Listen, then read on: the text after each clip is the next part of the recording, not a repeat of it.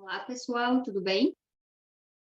Hoje vamos gravar mais uma aula, a aula de número 11, e hoje a gente vai tratar da assistência de enfermagem, cirurgias do sistema nervoso, tá?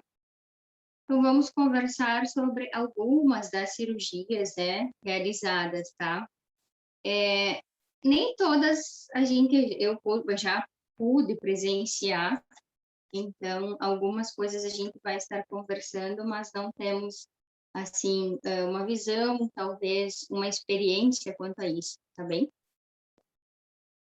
Quais são as cirurgias mais comuns, então, da neuro? Craniotomia, né?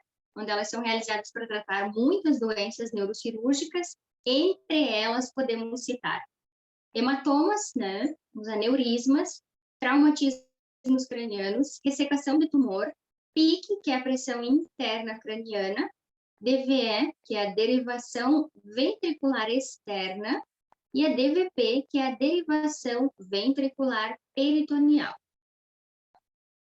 Já já a gente vai explicando uma a uma e a gente vai esmiuçando esse assunto, tá?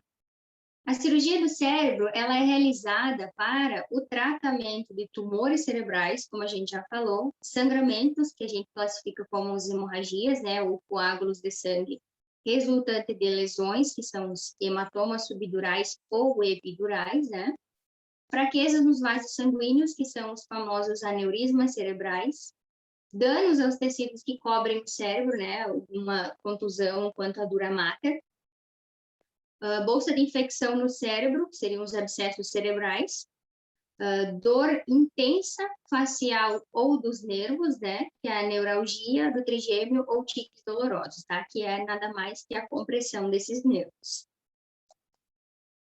Vamos começar falando sobre o trauma crânioencefálico, ou traumatismo craniano, o TCE, como ele é mais famoso e conhecido, né? Definindo o TCE, então, ele é como todo trauma que direta ou indiretamente acomete o encéfalo ou seus envoltórios crânio-meníngeos. A principal causa do TCE são os acidentes automobilísticos, seguidos de quedas, acidentes por arma de fogo e atividades esportivas. A população comumente afetada, então, são os jovens adultos, né, do sexo masculino, que são responsáveis por 80% desses casos. Na fisiopatologia, a gente pode classificar o TCE como primário, onde ocorre diretamente consequente ao impacto, né, o TCE, ele é provido de uma batida, de um impacto, e secundário, quando as reações orgânicas se desenvolvem a partir do impacto inicial, tá? Então, ele se desenvolve a partir do primeiro impacto. Quando a gente tem uma avaliação para TCE, quando a gente tem um paciente que entra na emergência com sinais característicos de TCE, isso é uma parte observatória extremamente importante da enfermagem, onde a gente deve, em primeiro lugar, avaliar os sinais vitais desse paciente, porque essa é a base de todo o procedimento, de todo o atendimento, de toda a admissão e de todo o movimento envolvido da equipe durante uma emergência, tá? Então, quanto aos sinais vitais, o TCE ele pode alterar dados vitais, sendo muitas vezes difícil saber se essas alterações se devem ao TCE ou a outros fatores. Ele possui alguns fatores extremamente característicos de outras atividades relacionadas à emergência, como, por exemplo, hipertensão, bradicardia e diminuição da frequência respiratória são uma resposta específica ao aumento agudo e potencialmente fatal à pressão intracraniana, tá? Ou à hipertensão intracraniana, indicando, então, a necessidade de uma intervenção imediata, fazendo-se o uso, então, da PIC para que a gente possa estar aliviando essa pressão. Outra avaliação extremamente importante é quanto à reação pupilar do paciente. Então, se avalia a sua simetria e a resposta igual à luz, tá? A diferença de mais de de resposta, um M que a gente chama, do diâmetro das pupilas, já é considerada normal. Então, elas têm que estar exatamente, digamos, na medida de 2 milímetros as duas. Elas precisam estar exatamente iguais, tá? Se uma delas estiver com uma diferença de 1 milímetro, isso já pode ser considerado um sinal anormal. Uma resposta muito lenta ao estímulo também pode indicar uma lesão intracraniana, tá? Então, o paciente não consegue acompanhar a lâmpada ou a luz, né, com a mesma facilidade. Então, ele tem um movimento letárgico, um movimento mais lento. Isso também é um indício. Avaliação de força muscular. Então, quando a gente tem dúvida, ou quando a gente quer tirar a dúvida, ou quer ter uma certeza, a gente dá a mão para o paciente e pede para que ele aperte, tá? Essa é simplesmente a avaliação de força. A gente pesquisa a diminuição da força muscular da vítima. Com parestesia, né, ou paralisia de uma das extremidades, isso é uma resposta motora não simétrica, que indica também uma lesão craniana.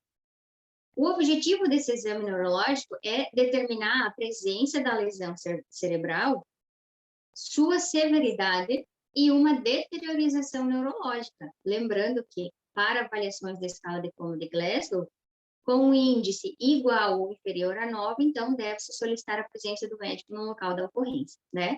Então, isso é quando o paciente é admitido pelos bombeiros ou pelos paramédicos, é avaliado, né? E ele vem dar entrada na unidade, tá?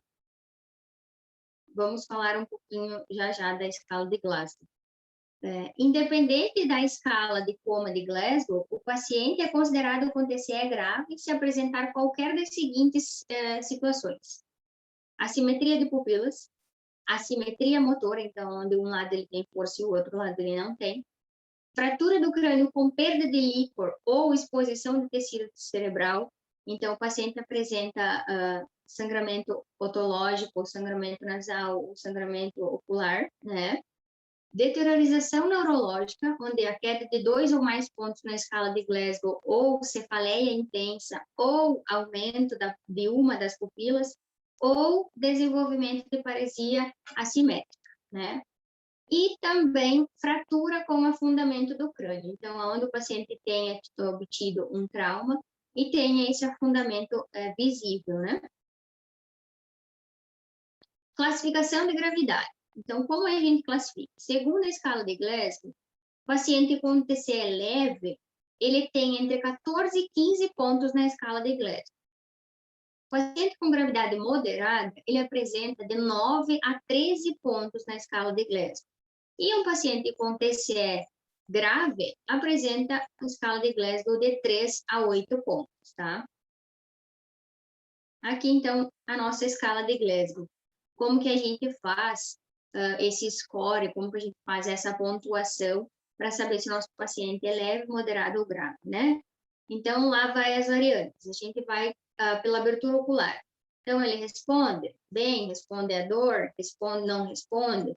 A resposta vertebral, ele está orientado, está confuso, tem palavras apropriadas, inapropriadas, incompreensíveis, ou não consegue ter resposta verbal nenhuma, né? Resposta motora, ele obedece a comandos, quando a gente pede para ele apertar a nossa mão, ele localiza onde está a dor dele, ele consegue fazer um movimento de retirada, de puxar o braço ou a perna, ele consegue flexionar a perna ou o braço, consegue estender normalmente ou anormalmente, né? Ou ele não tem nenhuma resposta. Então, tudo isso a gente vai somando os nossos pontinhos até chegar à nossa soma final, né? O nosso score final, e saber se o nosso paciente está com as 3 classificações de TCE, tá? Então, o valor máximo é 15, o total mínimo é 3, e quando chegar a 8, né, até 8, então a gente já sabe que o paciente precisa ser entubado, porque ele não está respondendo a nenhuma ou muito poucas das nossas informações de score. Então, o TCE, ele pode ser classificado de algumas formas. Traumatismo craniano fechado, onde não há ruptura da nossa calota craniana, não há abaulamento, não há afundamento, tá? Há sim a presença de um TCE, de uma batida, de uma contusão, porém não há exteriorização. O traumatismo craniano com fratura e afundamento, então é aquele onde o paciente tem uma batida, tem um trauma, ocorre um afundamento da calota craniana e tem uma fratura, pode ser uma rachadura dessa calota, sem exteriorização. E também tem o traumatismo craniano aberto, onde é exposta a massa cefálica e aí ocorre, então, a abertura da calota craniana. Vamos exemplificar e explicar os três, tá? Traumatismo craniano fechado, então, é a ausência de ferimento no crânio ou, quando muito, uma fratura linear, tá? Então, a fratura linear é aquela em que há a divisão de ósseos, porém, ela não chega a ser uma fratura transversal, onde há perda de junção óssea. Então, ela só é feita uma rachadura mesmo, uma fratura linear, sem disjunção óssea, tá? Quando não há uma lesão estrutural macroscópica do encéfalo, então é chamado de contusão. Eu já vou explicar o que é isso, tá? E uma contusão, uma laceração, hemorragia e edema, então, podem acontecer com lesão do parênquima cerebral. Isso tudo faz parte do nosso traumatismo craniano fechado, tá? Fratura linear sem afundamento, então, ela não requer tratamento específico, somente observação se houver suspeita de lesão cerebral, atenção às fraturas que cruzem um leito vascular, né, ou fraturas cranianas, em virtude da possibilidade de hematoma epidural, tá? Então, muitas dessas fraturas, a gente acaba orientando o paciente que fique em observação durante um tempo, para que a gente possa observar alguns sinais e sintomas que ele venha apresentar, para que não ocorra, então, à frente disso, um hematoma epidural, para que a gente tenha que drenar. Um afundamento do crânio, então, pode não ser uma emergência cirúrgica, tá? Dependendo da lesão cerebral, mas devido ao risco de sequelas graves e crises convulsivas de difícil controle. Então, geralmente, o tratamento é cirúrgico com a retirada da elevação do fragmento ósseo, porque esse afundamento ósseo, às vezes, acaba prejudicando a questão do cérebro da massa, né? Então, ele fica ali infiltrado e acaba dando outros problemas, como convulsões que não tenham controle. Fratura de crânio aberto. Havendo comunicação direta entre o escalpe lacerado e a substância cerebral, essa condição é diagnosticada por tecido cerebral visível e perda de líquor céfalo-raquidiana, né? De líquido, né? Exigindo, então, tratamento cirúrgico, porque pode ocorrer infecção das meninges, né, e pode estar ocasionando outras complicações. Aqui, então, temos um afundamento com fratura composta, né, onde a gente pode observar que o osso foi partido, né, em várias partes, e tem a exposição, tá? Fraturas de base de crânio. O diagnóstico clínico se baseia na perda de líquido céfalo-raquidiano, pelo ouvido, né, que é a otolicorreia, ou pelo nariz, que é a rinolicorreia. As esquimoses, então, na região do mastoide, que é o sinal de Beckley, né, atrás da orelha, que tem um sinal bem característico. Sangue na membrana timpânica, que é o hemotímpano. As equimoses periorbitárias, então, que é sinal de guaxinim, que a gente fala, né, os olhos de guaxinim. Esse é um tipo clássico de fratura de base de crânio, quando a pessoa bate aqui nessa região mais para trás, tá? Esse tipo de fraturas, muitas vezes, eles não aparecem na radiografia convencional indiretamente. Então, a suspeita sugere-se devido à presença do ar intracraniano e da opacidade dos seios esfenoides, tá? Que seria uma radiografia mais opaca, que a gente não tem uma visibilidade tão correta. Esse aqui, então, é a equimose retroauricular, ou sinal de Beckley, tá? Então, fica com esses hematomas bem atrás da orelha, tá? Nessa bolinha que a gente tem. E aqui são as equimoses periorbitárias, ou os olhos de guaxinim. Muito, muito conhecido, tá? Eu tive o prazer de pegar uma paciente que teve um TCE e teve esses sinais, então foram bem conclusivos para o aprendizado no dia. Uma senhora que teve a queda da própria altura e acabou batendo a cabeça no vaso sanitário quando ela caiu. Agora a gente vai falar um pouquinho sobre o que é conclusão e o que é a contusão do TCE, tá? Então, a conclusão cerebral é a perda imediata e transitória da consciência no momento do trauma, porém ela é recuperável em 24 horas ou menos, sem sequelas, tá? Então, é aquela perda temporária que a gente observa em pacientes quando a gente pega fugiu a palavra, quando a gente pega no PS, né, no pronto-socorro, né, emergente, era isso que eu queria dizer, em que a paciente não sabe quem ela é, não sabe por que ela está ali, não sabe o que ela está fazendo, quando a gente faz as perguntas básicas de localização, né?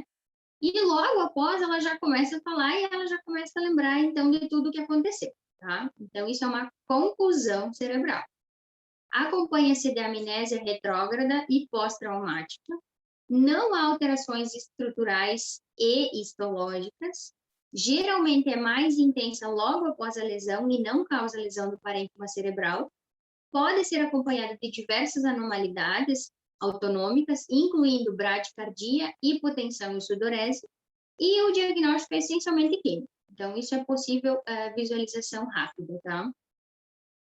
Aqui a gente tem um exemplo de confusão, né? Quando a paciente bate com a fronte, né? A parte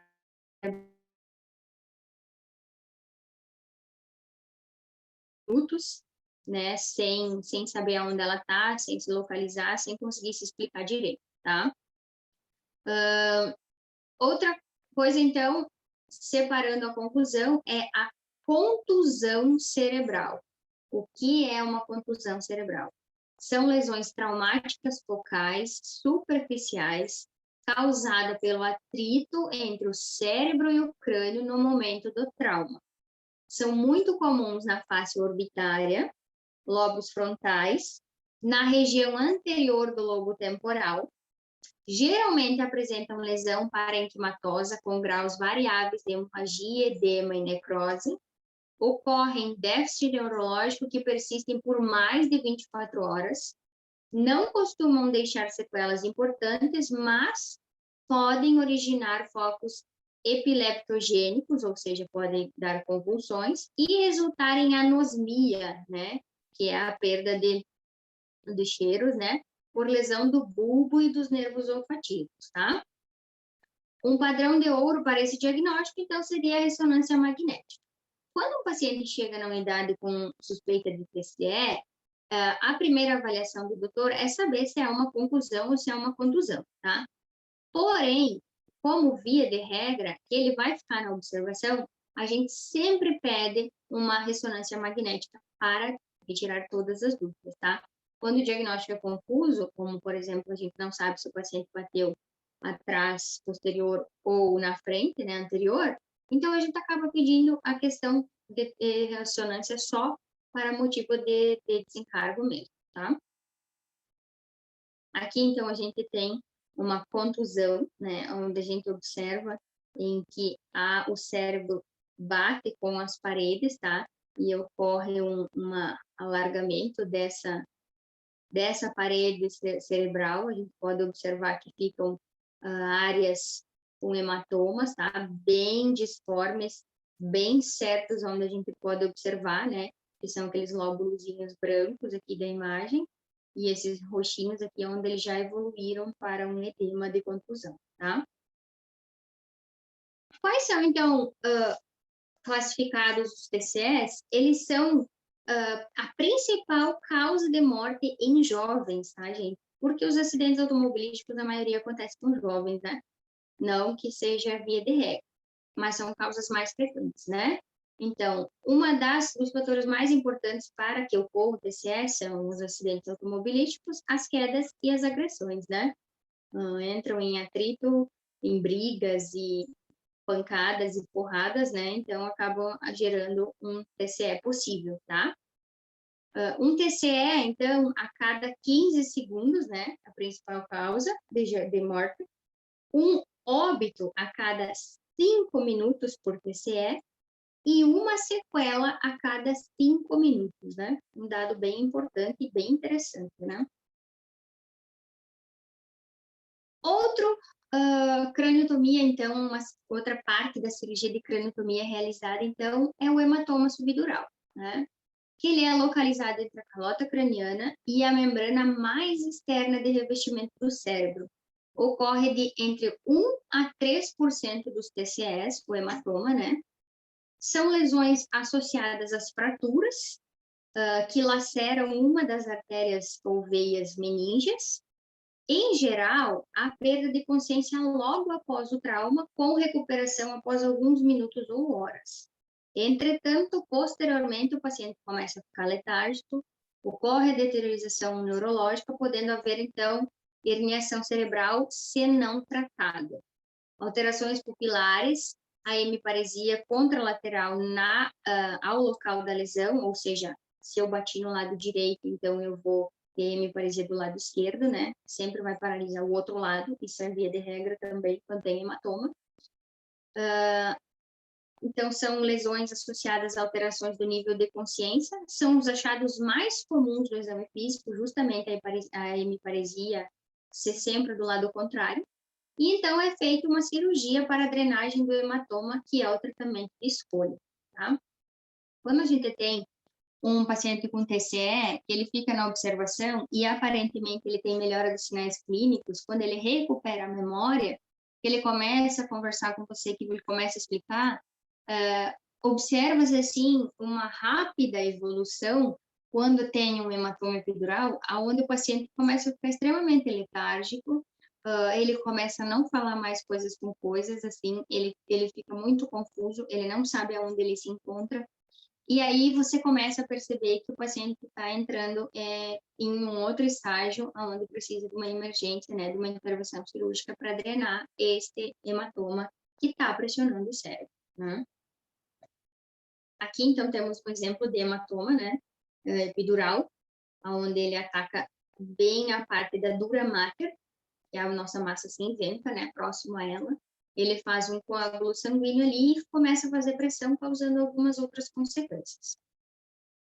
O hematoma subdural agudo, a gente estava falando do epidural, que é superficial, e agora a gente vai falar do subdural agudo, tá? Então, ele fica localizado entre as membranas que revestem o cérebro. Ele é encontrado em pacientes que sofrem traumatismo craniano decorrente à aceleração e à desaceleração em altas velocidades, impactos, né? Podem ser simples e também tem bom prognóstico quando não há lesão cerebral associada. Os hematomas subdurais complicados são acompanhados de laceração do parênquima e dos vasos. Então, ocorre uma ruptura do parênquima, né, que é a nossa proteção, e dos vasos sanguíneos também, causando, então, outras complicações. O quadro clínico se caracteriza geralmente por coma e por diversos graus de alterações focais, tá? E o tratamento, então, pode ser cirúrgico ou não, dependendo do tipo da extensão das lesões, né? Isso vai ser o médico que vai definir. Aqui a gente tem, então, uma foto do hematoma subdural agudo. A gente pode observar ali a quantia de sangue que tem extravasado na cavidade, né, na calota craniana, tá? Então, dependendo do tratamento escolhido, esse sangue vai precisar ser drenado, vai precisar ser retirado, e também pode ser que não haja necessidade, porque o paciente já está em estado de coma e é feita a drenagem através de medicação e outros procedimentos, tá? O hematoma subdural crônico, uma outra variante. Então, ele tem apresentação tardia, pelo menos 20 dias após o trauma, tá? Ele é mais comum em crianças e idosos, né? Alcoolismo, epilepsia, uso de anticoagulantes, diálise renal predispõe os pacientes a terem essa complicação, né? O quadro clínico, então, é insidioso, ele não dá muitos sinais, né? Ele se caracteriza por confusão mental, distúrbios de memória, apatia e alteração de personalidade, dor de cabeça é bem comum, o diagnóstico é feito através da tomografia computadorizada e o tratamento dele é cirúrgico. Então, tem um exemplo de um hematoma bem grande, tá? São essas bolinhas rarefeitas em que a gente pode observar. Essa massa branca aqui, gente, é a nossa proteção, tá? Então, é esses sinais aqui que se apresentam como forma de hematoma tardio, tá? Hemorragia subaracnoide. Em geral, acompanha os traumatismos cranianos moderados e severos, né? São injúrias de pequenas veias, né? Vazamentos, que a gente pode dizer, de pequenas veias corticais que passam através do espaço subaracnoide. Podem ocorrer associadas às outras lesões, tá? Aqui, então, uma forma bem clássica para a gente observar são essas ramificações em que há um vazamento, um extravasamento de sangue através das nossas artérias, tá? Subaracnoide. Quando é o tratamento de emergência do TCE, elas devem ser transportadas recebendo oxigênio, né? Porque a hipóxia, né? A falta de oxigênio no cérebro agrava o edema cerebral e manter a cabeça elevada em 30 graus para que facilite o retorno venoso, atenuando o edema, tá? Então, não pode ficar com a cabeça baixada, totalmente em posição dorsal. Ela precisa estar em 30 graus elevada, facilitando o retorno venoso.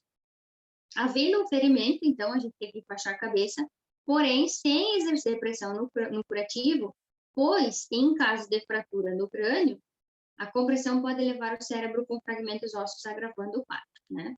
A vítima, então, se ela está desorientada, agitada, então a gente tem que garantir a proteção e ser gentil, né? Porque ela não vai saber o que está acontecendo, né? Só que a gente tem que ser firme, tá? Porque muitas vezes ela tem muita força, ela acaba se jogando e se batendo, né? Por causa das convulsões que podem ocorrer, tá? Avaliação secundária, então, através da inspeção. A gente observa se tem laceração, se tem saída do líquido crânio cefalorraquidiano pelo nariz ou pelo ouvido. Através da palpação, então, a gente observa se tem fraturas, se tem lacerações nessas fraturas. Inspeção com lacerações do couro cabeludo, então, se tem presença de tecido cerebral, afundamento craniano, perda de substância ou perda do líquor, tá? Essa é uma avaliação secundária. Determinar, então, a escala de coma de Glasgow dela, né? Observar qual é a resposta ocular, a resposta verbal e a resposta motora. Palpação da coluna cervical para descartar possibilidades de fraturas, né? Então, onde é observado aqui, nessa região, provavelmente o paciente vai estar com colete, então o doutor vai fazer a avaliação desse nível da coluna para descartar a possibilidade de fratura, se ela referir que dói nos membros inferiores, né? Determinar a extensão dessas lesões, fazer uma reavaliação contínua, observando os sinais de deteriorização, porque se o paciente se encontra lúcido no momento, ele pode vir a piorar, então a gente tem que estar sempre atento. Observar a frequência e os parâmetros usados, né? Qual que vai ser o tratamento médico, o protocolo médico seguinte, tá? Como tratamento de praxe, a gente tem a tomografia computadorizada do crânio. Como prevenção e tratamento da hipotensão e hipóxia, a gente, se necessário, a gente vai ter que fazer uma IOT, que é uma traqueostomia, né? Ou um orifício para que o paciente possa vir a respirar uma intubação orotraqueal, que é a IOT, né? Quais são as sequelas neurológicas, então, do impacto de um TCE, tá? Então, como lesão primária, um impacto direto, a gente pode ter fratura de crânio, hemorragia intracraniana, contusão ou laceração cerebral, lesão dos nervos cranianos, né? Como a aceleração e desaceleração, a gente pode ter força linear ou rotacionais, múltiplas lesões cerebrais em diferentes localizações, tá? E como lesão secundária, então, que ela aparece através da lesão primária, a gente pode ter o aumento da pressão intracraniana, hipoperfusão cerebral, que seria a falta de suprimento sanguíneo, né? Edema cerebral, que seria o excesso, a ruptura de algumas artérias e vasos, hidrocefalia aguda, então, aumento do líquido, né, na cavidade craniana, hemorragia, o efeito de massa, né, onde faz uma hemorragia que o sangue fica coagulado. A excitotoxicidade, que seria uma lesão oxidativa, né, ou seja, onde pode ocorrer a entrada de material de sujeira nessa nossa cavidade. Então, pode causar essa excitotoxicidade. E hipóxia, né, que é a falta de oxigenação no cérebro. Agora vamos definir, então, o que é a PIC, que também é um procedimento médico utilizado na craniotomia. Então, PIC é a pressão encontrada no interior da caixa craniana. É a pressão exercida pelo líquor nas paredes dos ventrículos cerebrais. Quando essa pressão é alterada, significa que alguma coisa referente ao conteúdo intracraniano está errada. A alteração do volume de um desses conteúdos pode causar a hipertensão intracraniana, que é a PIC. Tá? Este é um monitor de PIC, né? Onde é introduzido esse sensor diretamente no nosso cérebro para verificar os níveis de pressão para serem avaliados e mantidos dentro das normas padrões e utilizado medicação quando eles estiverem em desconformidade. Várias doenças podem evoluir para o aumento da pressão intracraniana, o que pode fazer com que quando ocorre a pressão, aumento da pressão intracraniana, a gente sabe que ocorre uma pressão, um afastamento do nosso cérebro, um alargamento do nosso cérebro, fazendo com que ele pressione a nossa calota. Fazendo com que ele pressione a nossa calota, ele vai fazer com que o nosso suprimento sanguíneo fique comprometido, devido às alterações do fato dele estar com essa pressão alterada, tá? A utilização do monitor de pressão intracraniana permite que um catéter dentro do crânio, no cérebro, no ventrículo, no espaço subdural, informe essa medida para que a equipe médica possa tomar medidas mais ágeis diante de pequenas alterações de pressão. Qualquer nível de alteração, então, já é sinal de que alguma coisa não está certa, né? A medida normal em adultos e adolescentes é de 10 a 15 mmHg, né? Enquanto nas crianças é em torno de 3 a 7 milímetros de mercúrio, tá? O aumento de uma faixa pequena acima desses valores são compensadas por mecanismos regulatórios do corpo, tá? Para evitar, então, que a pressão seja elevada na cabeça impeça a chegada do fluxo sanguíneo, a gente, então, utiliza o dispositivo de PIC. É realizado também a DVE, que é a derivação ventricular externa, né? Que é a retirada desse líquido através do uso de medicações ou mesmo decisões cirúrgicas que podem ser baseadas na evolução dessas medidas. A colocação do monitor de pressão intracraniana, o MPIC, tem indicações precisas e não são indicadas para qualquer paciente com traumatismo crânioencefálico, tá? Então, precisa uma boa avaliação, uma boa orientação médica para que seja feito a PIC. Os valores normais, então, voltando só um pouquinho, 10 a 15 mmHg, né? De 20 a 30, a gente pode considerar uma RIC leve, que é uma hipertensão intracraniana, né? 20 a 30 mmHg. E de 10 a 15 mmHg são os valores de PIC, tá? Não confundam. Então, lesões temporais podem levar à herniação com valores de PIC maiores que 20. De 20 a 25, em geral, requer tratamento da hipertensão craniana.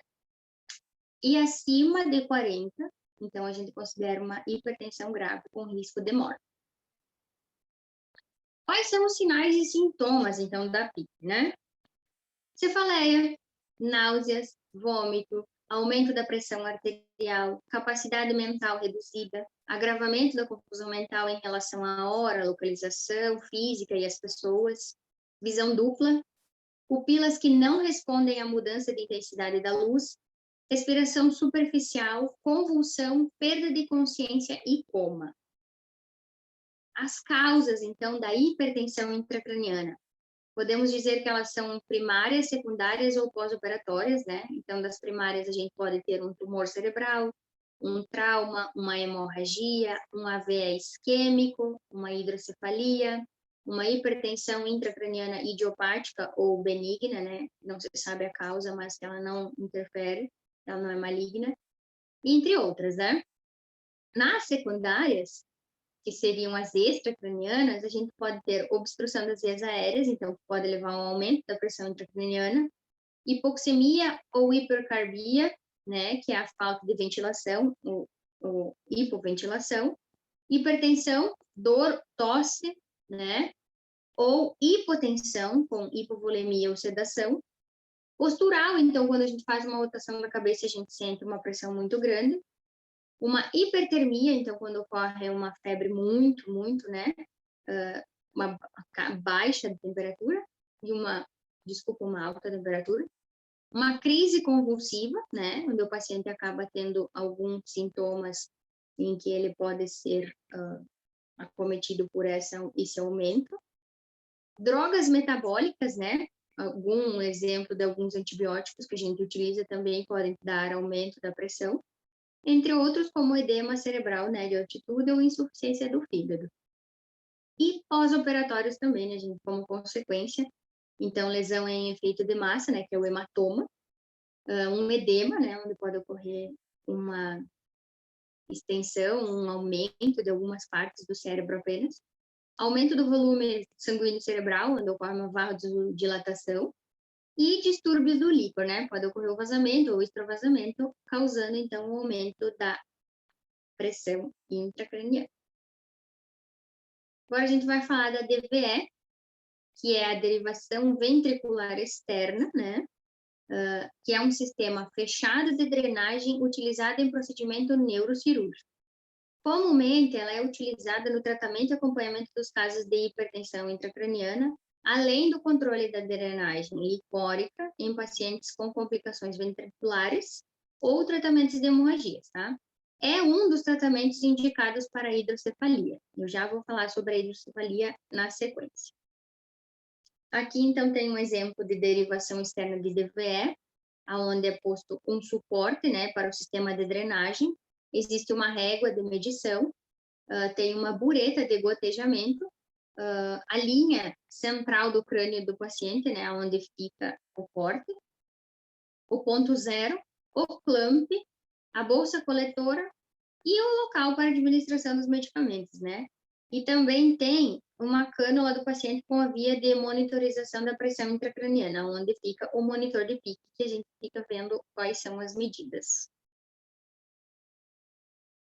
Aqui, então, é a derivação peritoneal, né, do ventrículo peritoneal, que nada mais é do que um sistema de drenagem de líquor para outras partes do organismo que, em geral, é direcionado na região do peritônio. É um sistema utilizado no tratamento de hidrocefalias, ou seja, do aumento do líquido céfalo-raquidiano, e também é um sistema de drenagem mecânico, onde ele é baseado em túbulos e um regulador de fluxo, tá?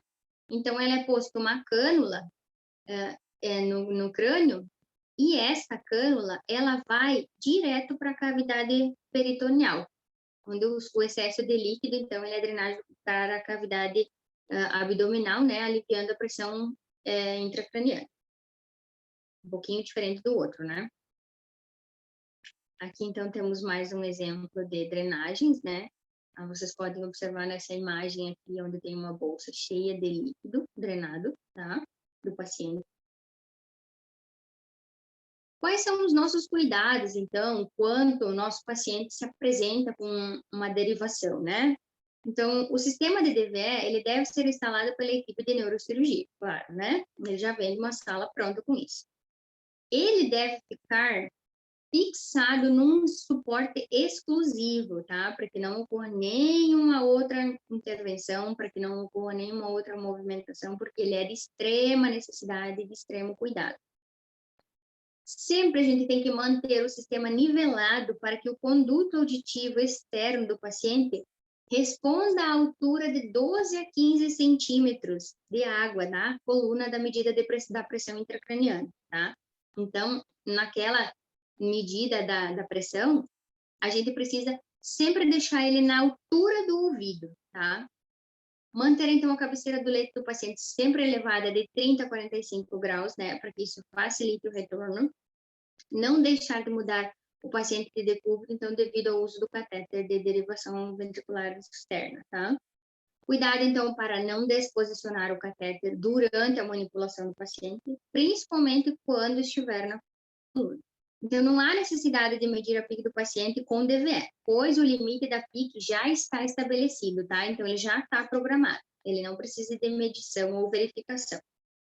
A gente deve, então, checar o sistema a cada 6 horas, né? Ver se o catéter está devidamente fixado na cabeça do paciente. Se o sistema está corretamente aberto para permitir essa drenagem do líquido, né? Senão, a gente vai causar efeito rebote. Quando a gente deve esvaziar a bolsa coletora, então? Cada 12 horas ou quando atingir um volume de maior que 200 ml, tá? Para não ficar tão pesada e para a gente não correr nenhum risco de fazer contaminação ou esse líquido acabar ficando parado por muito tempo, né? Realizar, então, a higiene das mãos, obrigatoriamente com água, sabão ou álcool gel. Utilizar uma luva de procedimento estéril, né? E o frasco estéril também, porque ele é um sistema fechado, então ele precisa ser realizado no sistema estéril. Fechar o clamp do circuito proximal na cabeça do paciente para interromper, então, essa drenagem durante o esvaziamento da bolsa, né? Desinfetar a tampa do terminal da bolsa coletora com gás estéril e álcool 70. Abrir para esvaziamento desprezando o volume no frasco estéril ou na cuba RI. Desinfetar, então, a tampa do terminal da bolsa coletora com gás e fechá-la. E reabrir o clamp do circuito proximal na cabeça do paciente para permitir que a drenagem continue, né? Não esquecer o clamp fechado, tá? Agora vamos falar um pouco sobre a craniotomia em si.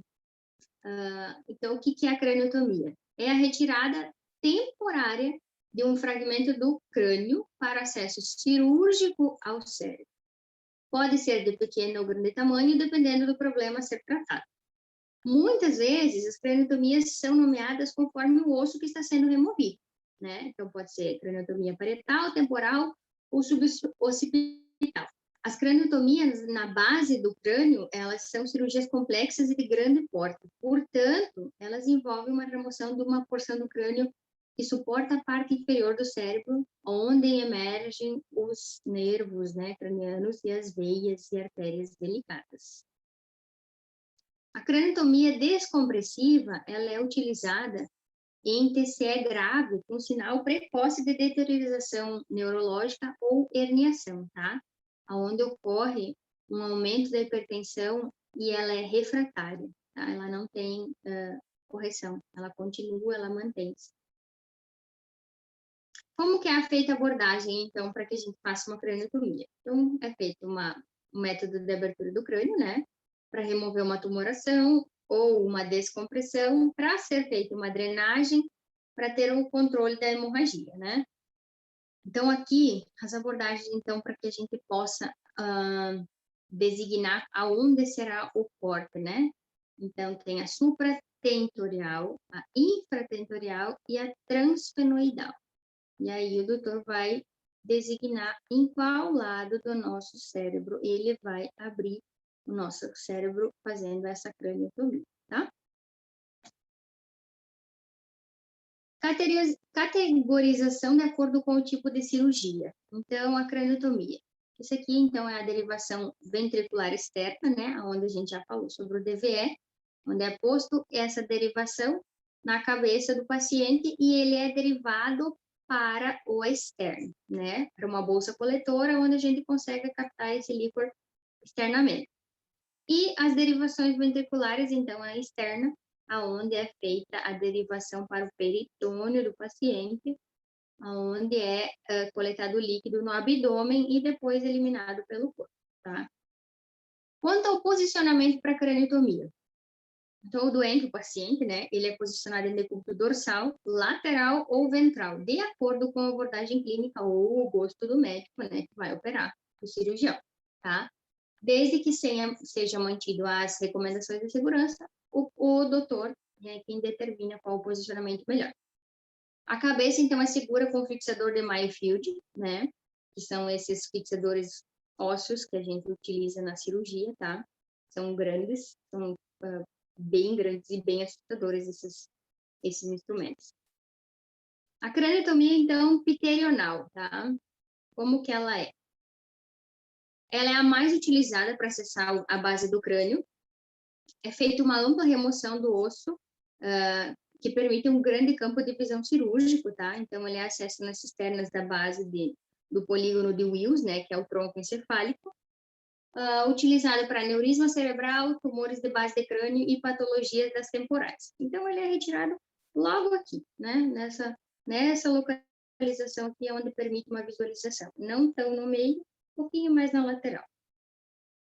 Aqui temos um exemplo, então, nessa lateralzinha aqui, né, onde é feita a abertura da paciente e feita a fixação ali com o nosso Maiafit, tá? Outros exemplos aqui, então, onde é feito o corte. As imagens, tá, pessoal, não é uma coisa muito fácil de a gente achar. Cirurgia cardíaca é uma coisa difícil e cirurgia craniana é muito mais difícil. A gente não tem tanto material, não tem tanta coisa que a gente possa observar para a gente ter essa ideia de como que é. Acho que só fazendo mesmo para a gente ter uma relação mais próxima, tá? A craniotomia órbito-zigomática, então, o objetivo dela é retirar o teto e a parede lateral da órbita com o zigoma, tá? Qual que é isso? O zigoma é aqui, né? Nessa região aqui, em cima do olho, tá? Então, é feita uma incisão aqui, bem nessa parte próxima ao nosso olho. Quais são as complicações pré-operatórias, né?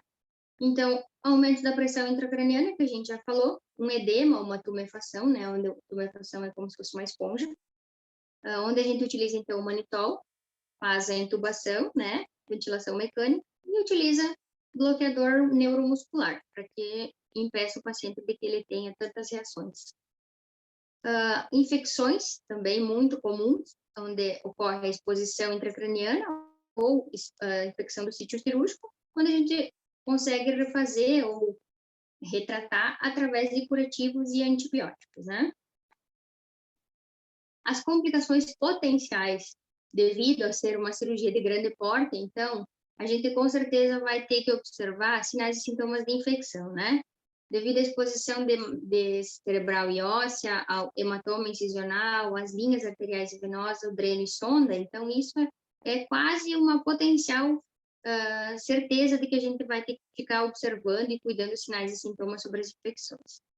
Como demanda, a gente deve, então, trocar o curativo pelo menos uma vez ao dia, observar os sinais de infecções em sítio cirúrgico, né, dor, rubor, calor, edema, comunicar a drenagem de líquor através da incisão, se a gente observar se o tio estiver vazando, né, discutir, então, a necessidade da permanência dos dispositivos, né? A gente tem que utilizar uma sonda, tem que utilizar uma drenagem e a administração de antibióticos prescritos pelo médico, né? Aqui tem um exemplo de infecção pós-craniotomia, né?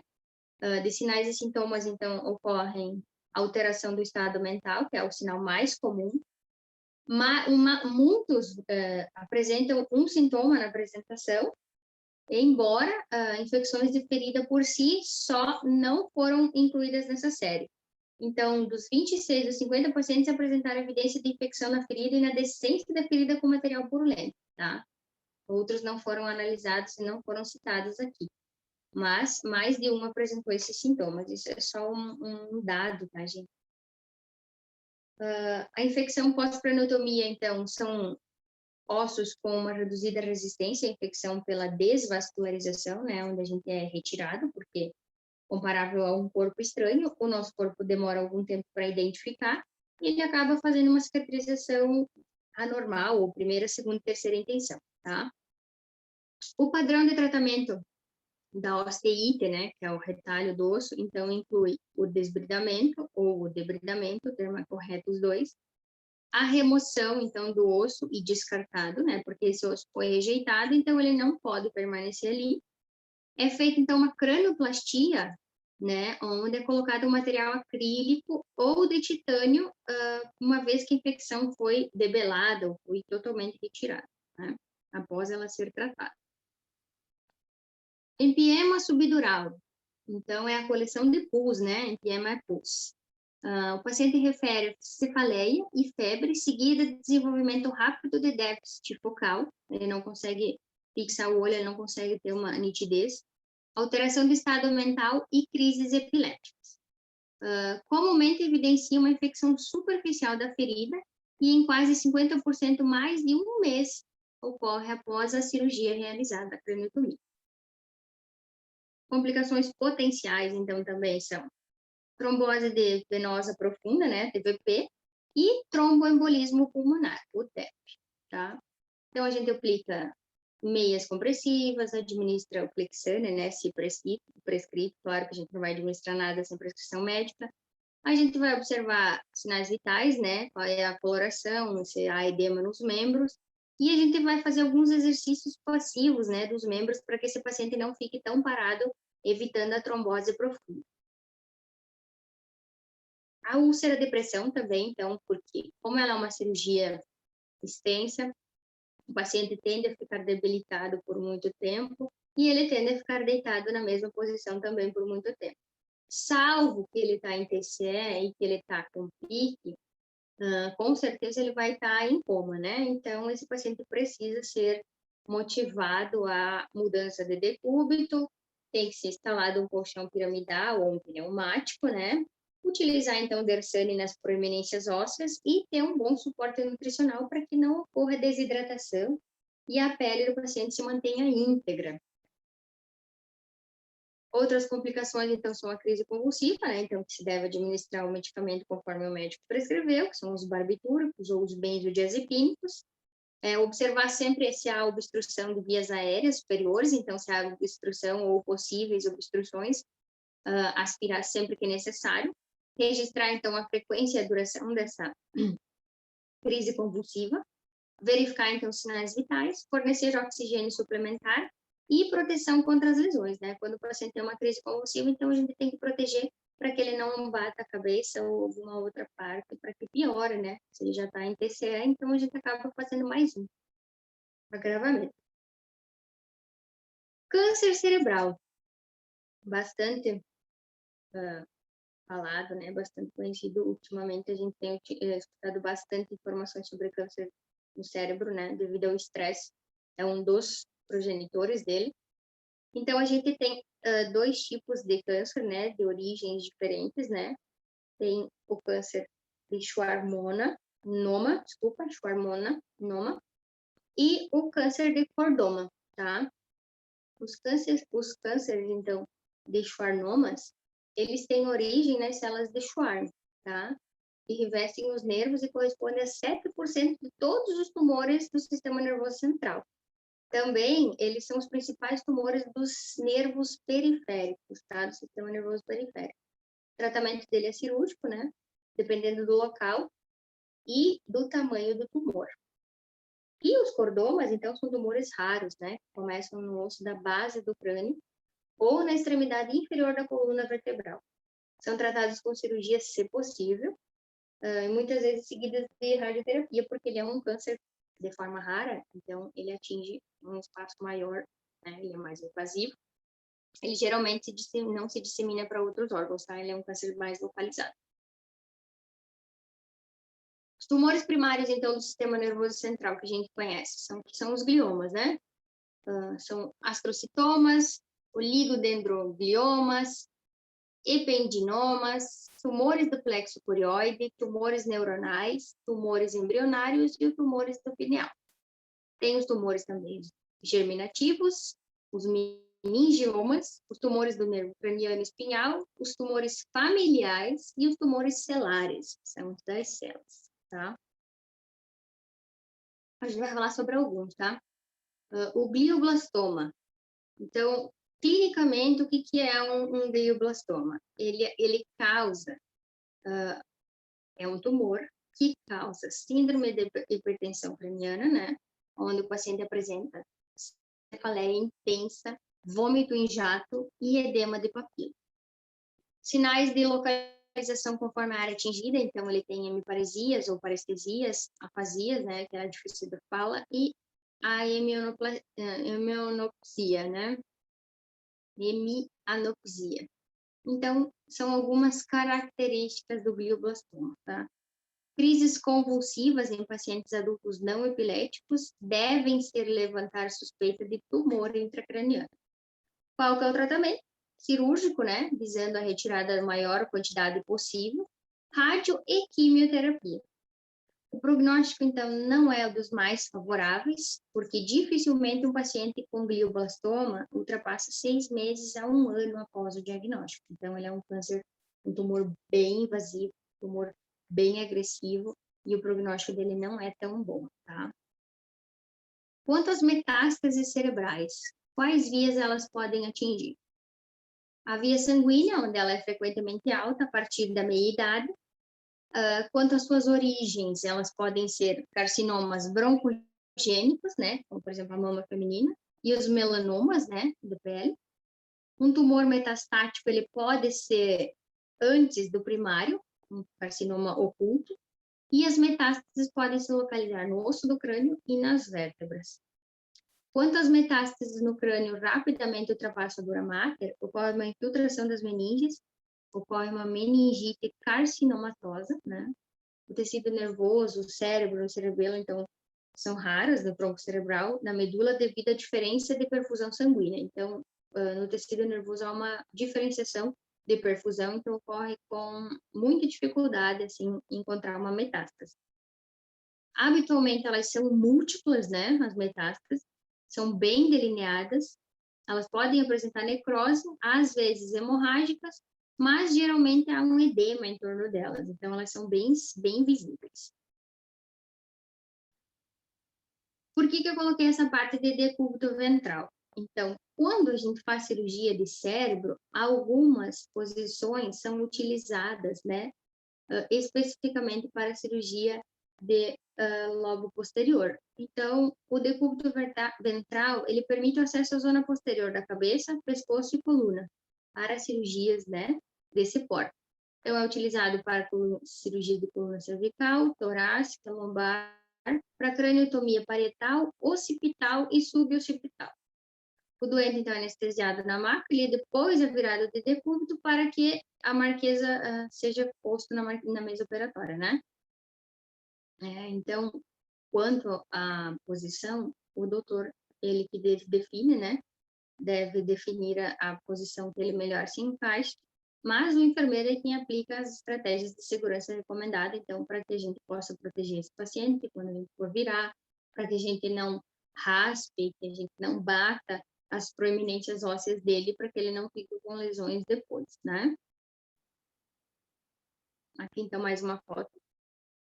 Quanto ao posicionamento dos pacientes em cirurgias, né? Então, são várias que a gente pode utilizar, dependendo de acordo com a aptidão do cirurgião. Aqui, então, só para definir para vocês, o lobo central, o frontal, o parietal e o temporal e o occipital, qual é a divisão dele e qual é a função de cada um que comporta, né? Então, no nosso lobo central, a gente é responsável pelo movimento, comportamento, decisões e humor. O lobo parietal, então, cálculo, sensações, escrita e leitura. O lobo temporal, linguagem, compreensão, memória e audição. O occipital, ele é responsável pela visão. E o cerebelo, então, ele é responsável pelo nosso equilíbrio, coordenação e controle dos movimentos finos, né? Então, conforme nossos TCEs são avaliados, a gente pode fazendo essa referência mediante a esses nossos lobos e quais as suas funções, tá? Outro tema, então, é aneurisma cerebral. O que são aneurismas? Aneurisma, então, é a dilatação da parede das artérias do cérebro que podem expandir, romper-se e levar à hemorragia cerebral, tá? Então, o aneurisma, ele ocorre quando a parede de uma artéria do cérebro fica mais fina e frágil, formando uma bolsa. Esse é um aneurisma fechado. E também pode romper quando acontece que essa bolsa se rompe e leva à hemorragia cerebral, quando ele passa de 6 a 8 milímetros de diâmetro, então o risco de sangramento se agrava muito, tá? A dilatação, então, não costuma causar sintomas até romper. Quando acontece, o paciente tem uma dor súbita, intensa e explosiva. Ele não dá sinais, tá? Então, são os aneurismas não rotos e rotos. Não rotos, então, quando o paciente apresenta pupila dilatada, visão dupla ou embaçada, dor de cabeça, dor acima ou atrás dos olhos e fraqueza de um lado do rosto. Então, ele perde a força muscular de um lado do rosto. E os aneurismas não rotos, então, ele tem dor de cabeça severa, vômito em jato, ele apresenta rigidez na nuca, alteração de consciência e muita sensibilidade à luz, tá? Então, até que ele rompe, ele tem sintomas clássicos mais leves. Após isso, ele já começa com sintomas bem exagerados, tá? Aqui, então, é só uma foto, né? De um aneurisma sucular, de um aneurisma fusiforme e de uma ruptura de um aneurisma, tá? Um sacular é porque ele é simplesmente um saquinho, uma bolsa, né?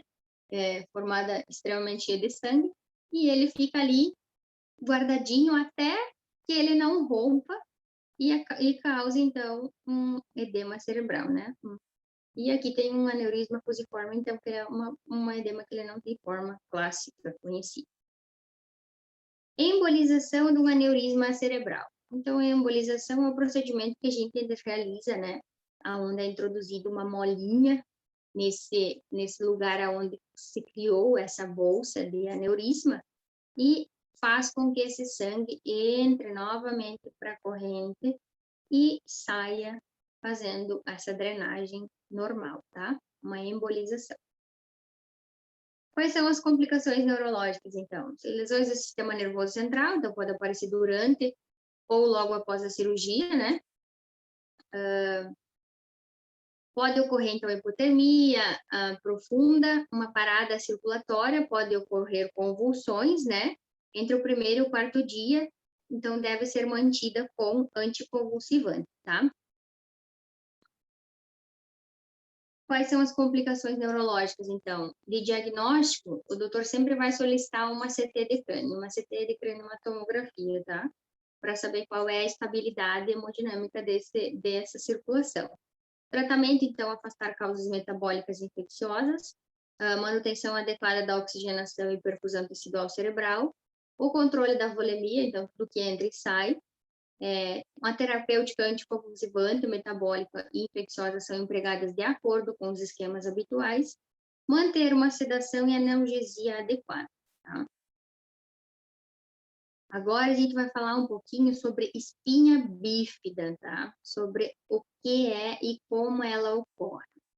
Aqui a gente tem uma coluna vertebral normal, né? Onde a gente observa assim, umas vértebras completas, possui o cordão espinhal e os nervos espinhais. A segunda figura, então, a gente tem uma espinha bífida oculta, onde observa-se os tubos de cabelo, né? Os nervos espinhais a gente pode observar também, o cordão espinhal, porém, a vértebra, ela está incompleta, tá? Ela não tem uma formação total. A espinha bífida cística ou a meningocele, então, ocorre um aumento do líquido cefalorraquidiano na espinha, né?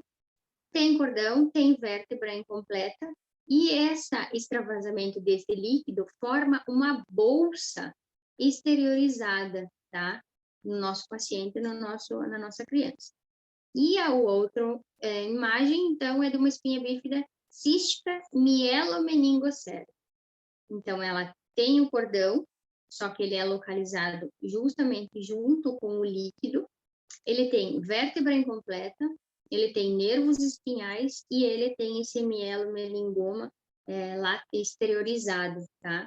Essa é a pior, digamos assim, a mais difícil, porque ela tem exteriorizado o cordão espinhal, tá? Então, você pode observar no desenho que o cordão espinhal fica exteriorizado, fica para fora, tá?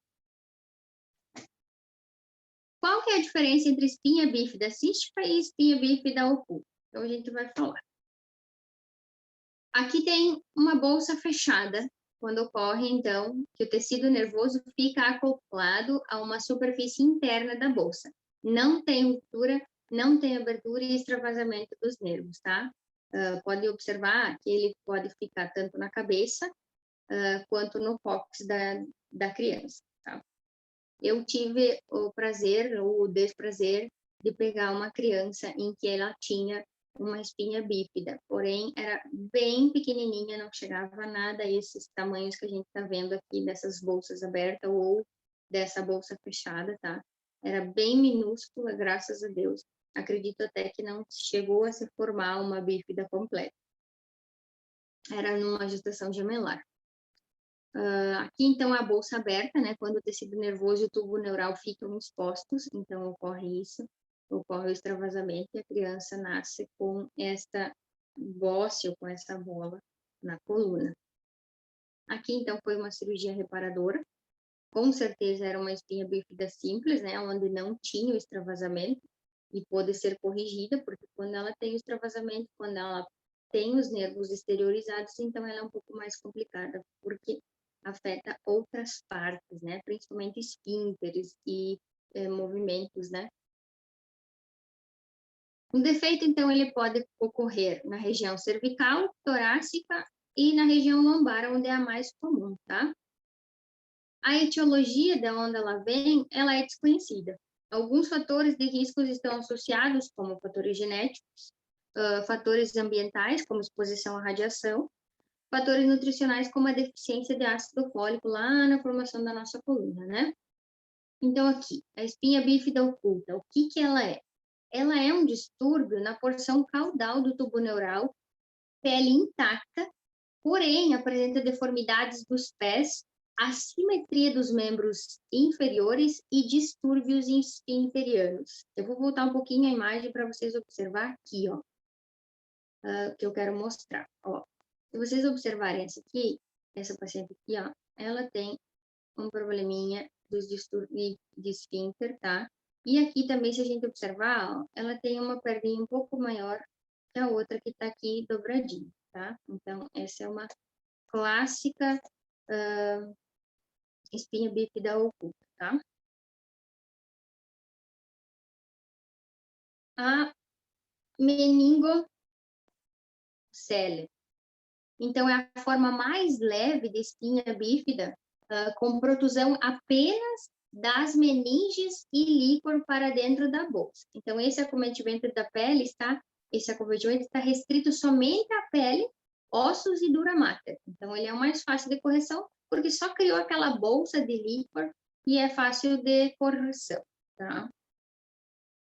Outra cirurgia que a gente faz no sistema nervoso é a hidrocefalia, tá? Então, aqui a gente acontece de ver essa imagem de um cérebro normal, né? E aqui um hidrocefálico totalmente aumentado. A hidrocefalia, então, é o acúmulo anormal e excessivo de líquor dentro dos ventrículos ou do espaço subaracnoide. É tipicamente associado com dilatação ventricular e aumento da pressão intracraniana. Pode ocorrer em crianças de diversas faixas etárias ou adulto tendo as causas específicas. Pode ser classificado como hidrocefalia comunicante ou não comunicante. Dependendo da sua etiologia, outro termo é utilizado como a hidrocefalia ex-vácuo, quando está relacionado com a atrofia cerebral. O hidrocéfalo não comunicante se refere à hidrocefalia que resulta de lesões que obstruem o sistema ventricular, e o hidrocéfalo comunicante se refere a lesões que afetam e obstruem o sistema subaracnoide. Então, uma atinge uma parte e a outra atinge a outra parte, tá? Aqui tem uma foto de uma criança com hidrocefalia. Tão triste de ver essas fotos, né, gente? Dá tanta dosinha, né? Mas a criança nasce com a cabeça extremamente grande, né, na parte superior. E na base do crânio, então, ele é menor, mais afunilado. Algumas causas, então, da hidrocefalia infantil podem ser a obstrução licórica, né, onde obstrui o canal, tais como a gliose, que são tumores, né, cisto coloide, os gliomas também, que são tumores malignos, as craniofaringiomas, os cistos de subaracnoide, os meduloblastomas, os ependiomas, astrocitomas, tumores e as estenoses, né, que são o clampeamento, a falta de oxigênio, de suplementação sanguínea. Outras causas da hidrocefalia comunicante, então, são traumas, hemorragia subaracnoide, infecção, idiopatia, são desconhecidas, né?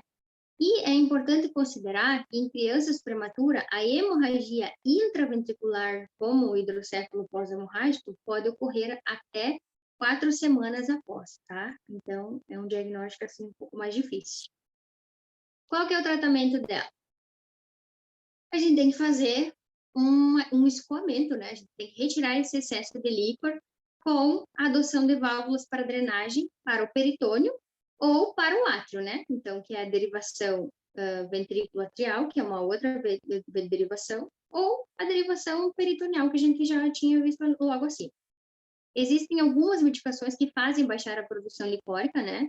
Desde que prescritas pelos médicos.